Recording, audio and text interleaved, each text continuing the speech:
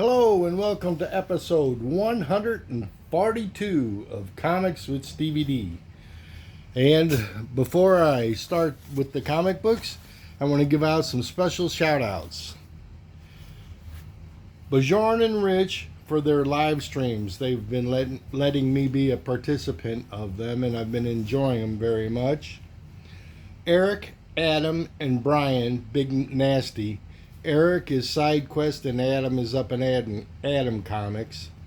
And Nate, who is Hall Yeah Comics, have been giving me lots of encouragement on my novice artwork. A lot of positive comments, and I'm happy that I'm getting a little better, but they're giving me encouragement, which makes me feel good because I just started trying to draw about a month or so ago. And the next thing I want to talk about is the comic book awards. I think we should nominate the following people. I don't know what specific categories they're in, but Alan, the comic collector geek, and Steve Steppo, they host two live streams that are tremendous. One's a Monday night and I think the other one's a Friday night. Excellent. You'll never see any better books anywhere. And then I want to acknowledge Nate and Hagen for the Sunday morning hangover show, which is fun. It's a little too early, but it's fun to watch. And Nate, Hagen, Eric, and Dope for the FOMO squad. Nate is Hall Yeah, Hagen is Lettuce, Eric is SideQuest, and Dope is Dope Comics. I don't know his first name, but he's entertaining and always has good books. I don't know what categories to put these following people in, but I think they should belong in there somewhere. Up and Adam Comics, he's a brand new channel. He's excellent artist. Chanko has tremendous books and a lot of information, very articulate. Bjorn, he has his live streams, his own personal shows, a once a month giveaway show, and Rich from Big Nasty Comics. A special shout out to Mike of Casino Comics, Jason of Renegade Rants, and Bjorn of Son of Crom for the Substitute Legion, the Legion of Substitute Comic Book Collectors. I'm in that too, but I forgot the name of it. And we have a show coming up at the end of June with Cliff. And the Midnight Monster Show is a cool show if you like to stay up late, if you like monsters. All right. And special category should be for David the Garage Geek for most eclectic show. Comic books, novels, beer cans, LA scene, shopping, records, you name it. He's got it on his show. Good reviews of the books he reads too. And most of all, I want to give a shout out to all the people who have been watching my videos, and I appreciate it. It also gives me encouragement to keep making new ones. All right, now, here's what we got today. I'm going to show you a bunch of books, and you think about what the value should be of these books, and I'll let you know at the end. Okay, I had to start out with 3 Green Hornet books, and I like the karate scene in this one. It's real cool. S. Rude is the artist. And this one I had with a green cover, and I sent it to an AOK to one of my friends. I think it was mine, but I can't remember. And this artist, I love the car in this one. This artist is the same for this book also. The Damsel in Distress. I really like that cover. What a trope. The red dress, and it's Del Paz, I think, from 1989. Really good covers on the Green Hornet. This is back when the interiors were made of paper and not glossy. But the quality of paper, this is from 1989. What is that, almost 30 years ago? Do the math. 11 and then 25. 36 years ago.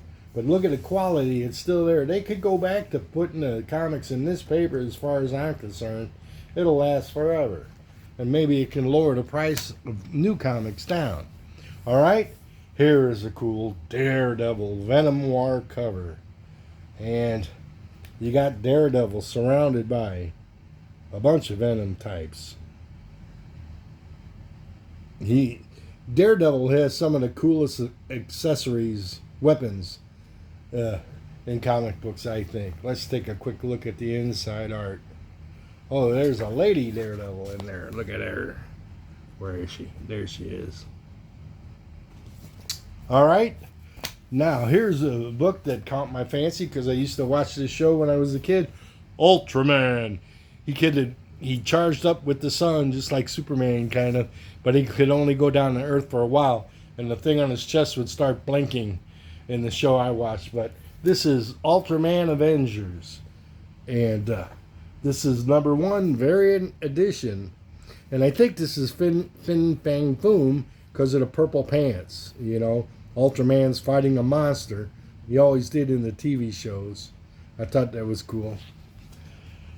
And here is one. I like this cover a whole lot. It's the variant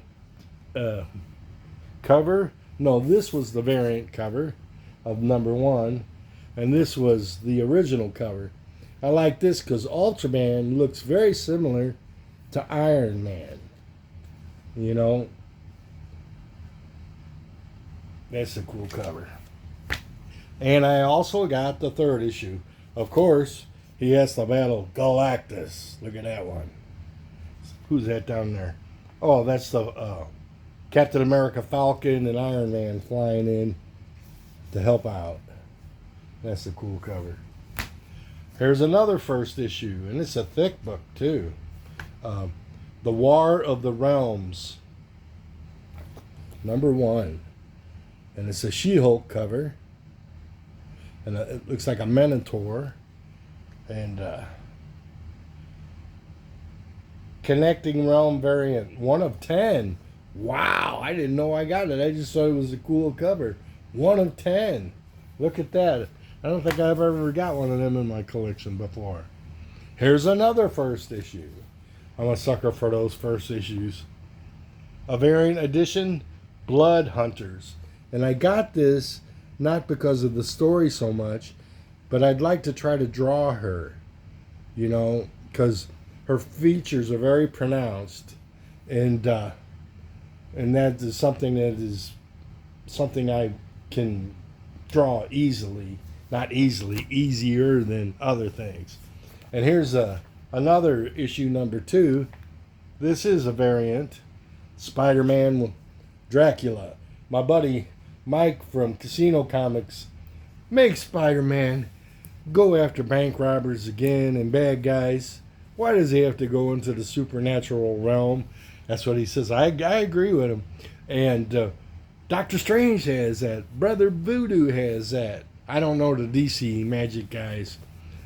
Strange Academy, there's plenty of that spooky stuff. Dracula, Werewolf by Night, all those. Let Spider-Man be Spider-Man again. But let's just take a look at the interior art. A little spooky. All right. Here's one, another thick one. #12, Parental Advisory, Punisher.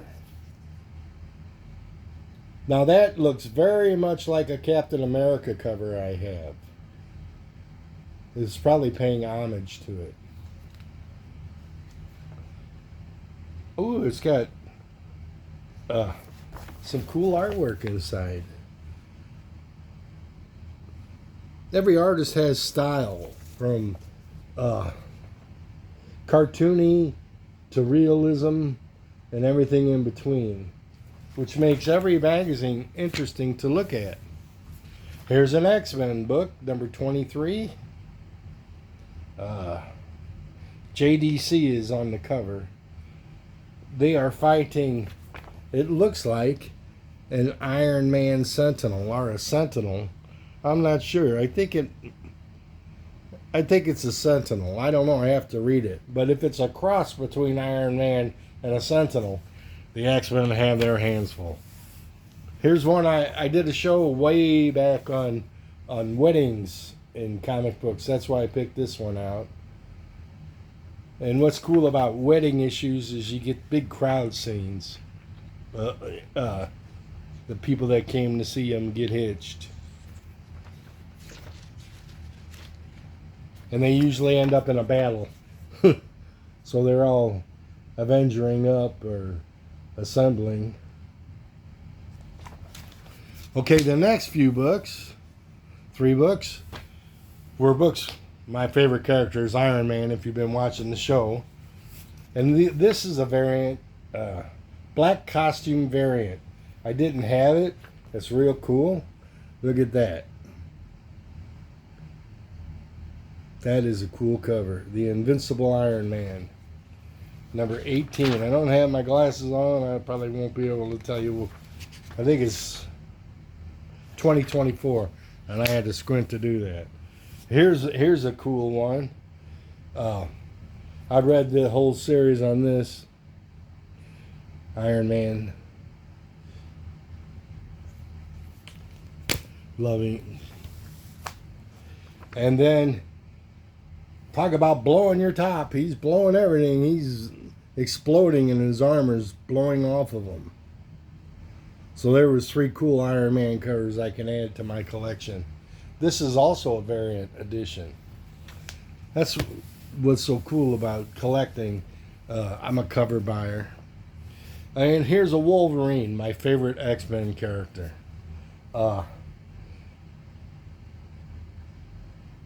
Number 2, 50 years.